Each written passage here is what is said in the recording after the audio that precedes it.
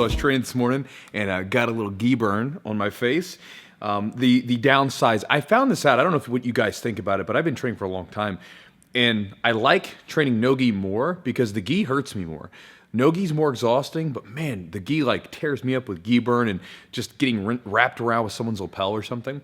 Anyway, today's question, it comes from Matt, and Matt is having kind of the opposite problem that a lot of people have. So a lot of people, and you guys have seen the content, I was this way. Maybe you haven't seen the content, maybe you're new here, I don't know. But basically, a lot of people come into jiu-jitsu and they have to learn how to turn their aggression down. A lot of people get sort of typecast as being the spazzy white belt that's too aggressive and they have to learn how to settle down a little bit.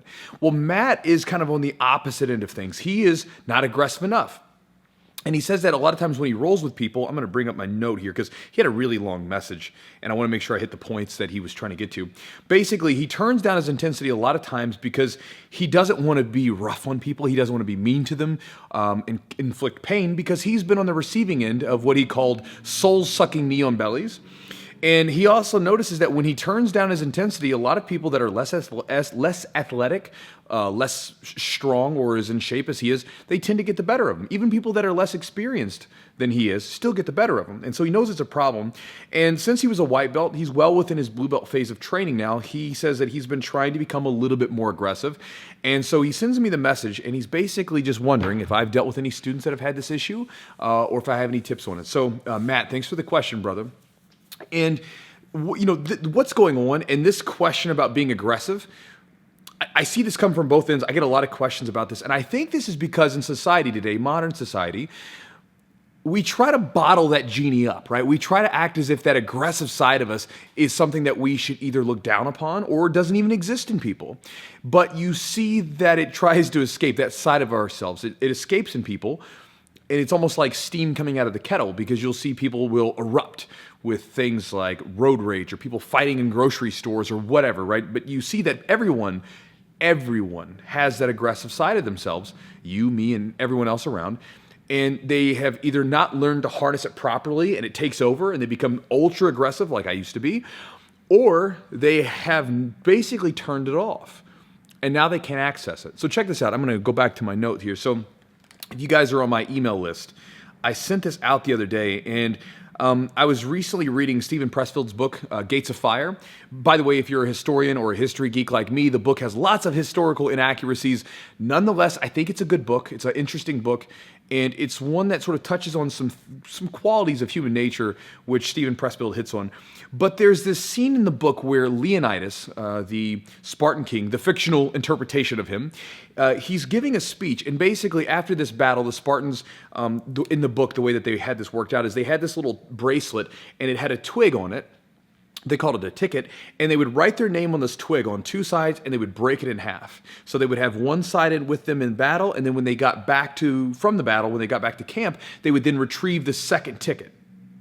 And then they would be able to see who, passed away during the battle. And so, they're basically getting all their tickets together. They see who died in the battle. And Leonidas is joining his ticket together in front of them. And he says some of the things, what I'm going to read to you now. He says, when a man seats before his eyes the bronze face of his helmet, he divides himself as he divides his ticket. One part he leaves behind. That part which takes delight in his children, which lifts his voice in the chorus, which clasps his wife in sweet darkness of their bed. That half of him, the best part, a man sets aside. He marches into battle bearing only the second portion of himself, the baser measure, the half of him which knows slaughter and butchery and turns a blind eye to quarter. Then this man returns alive out of the slaughter. He hears his name called and comes forward to take his ticket. He reclaims that part of himself which he had earlier set aside. Now, I'm not talking about butchery or anything like that, but I like that idea, that symbolism of different sides of ourselves. If you guys have watched my videos long enough, I've talked about this idea, but I think there's multiple sides. Each one of us is multifaceted, and each one of us has sides of ourselves. And so you, in your case, that aggressive side of yourself, in my eyes, it's asleep.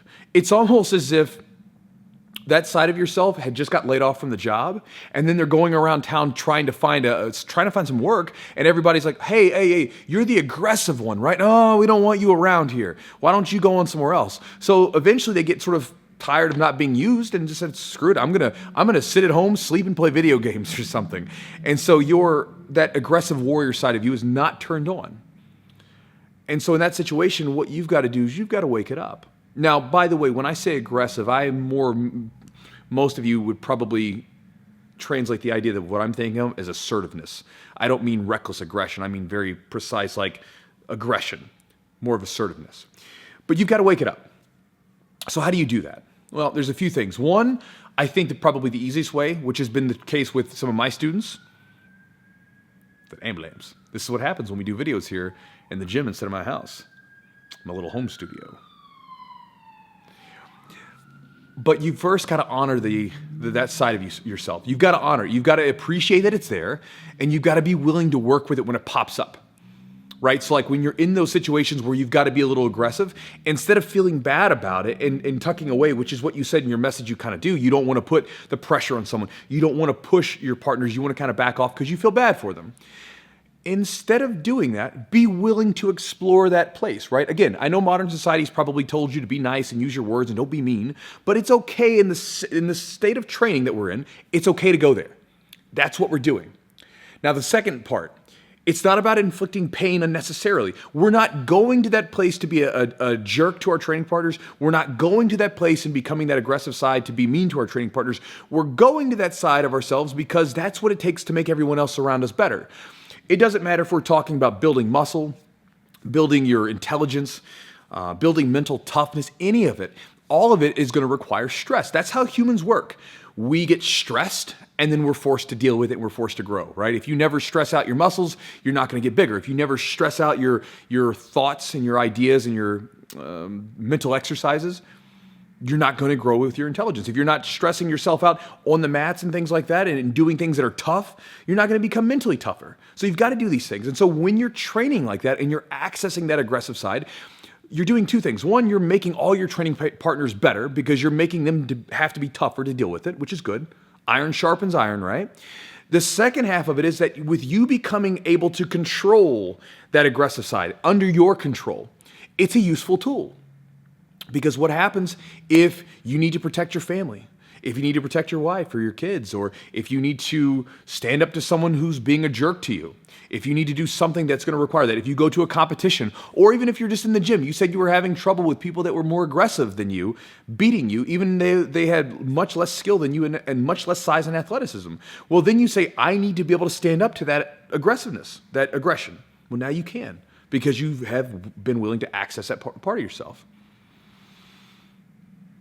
And then the last thing is that you got to understand it's just like the two sticks being brought together that Leonidas talked about in the story. It's not forever. Just because you access this side of yourself now doesn't mean that you have to stay that way. You know, you can be an ultra aggressive person and then you can shift back and be the nicest person in the world. This is why there's that joke that the most dangerous person in the room is typically the most quiet. You know, because the baddest dude in the room doesn't have to do it. They have confidence who they are. They know how to deal with that. And again, going back to those stories about, or that idea of people like road raging and getting into fights in grocery stores over toilet paper or whatever the stupid thing is. When you can have that aggressive warrior side in control, you can control it. That's not going to happen to you. There's a reason why people that train their butts off and do fighting and stuff like that typically don't erupt out when they're in situations out in the street, right? Like, I mean, I've been in situations where people had called me all sorts of names when I'm out and about, but I just got done training and I just got done fighting with my buddies in the gym, accessing that aggressive warrior, and I'm looking at this person and I don't have time for this.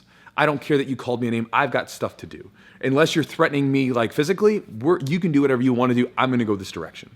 I don't have to access the word because I'm in control of it. And it's the same thing with you. It's better to be in control of it rather than to try to deny it and then it takes control of you. And it's better to get in control of it so that it doesn't take control of you at the wrong times, like it used to do with me. And so that would be my answer to you, brother. Hopefully that helps out, Matt, to harness that aggression in your training and so that you can use it when you need it off the mats as well. And guys, I'll talk to you next time.